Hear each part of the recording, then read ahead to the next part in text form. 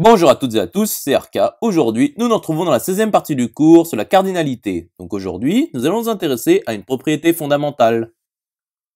Démontrons alors que pour tout non vide et pour tout AN suite de n dans P de E, pour tout n de n, cardinal de AN est inférieur ou égal à LF0 implique que cardinal de l'union pour n appartenant à n DAN est inférieur ou égal à LF0. Donc soit E non vide quelconque. Et soit AN, une suite de n dans PE telle que pour tout n de n, cardinal de AN est inférieur ou égal à LF0 quelconque.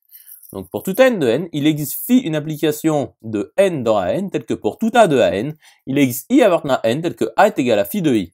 Nous pouvons alors constituer phi de n pour n appartenant à n appartenant au produit pour n appartenant à n de AN puissance n tel que pour tout n de n et pour tout x de AN, il existe i appartenant à n tel que x est égal à phi n de i. Donc pour tout n de n, AN est égal à l'union pour i appartenant à n des singletons phi n de i.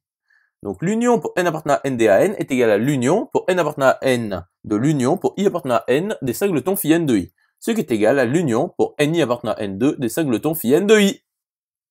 Poursuivons la démonstration. Donc soit psi, une application de n2 dans l'union pour n appartenant à n des AN qui est associée à ni phi n de i. Donc montrons que pour tout a de l'union pour n appartenant à n des AN, il existe j appartenant à n2 tel que a est égal à psi de j. Donc soit a appartenant à l'union pour n appartenant à n des AN. Donc il existe j appartenant à n tel que a appartient à j. Donc il existe j appartenant à n tel qu'il existe i appartenant à n tel que a est égal à phi j de i qui est égal à psi de j.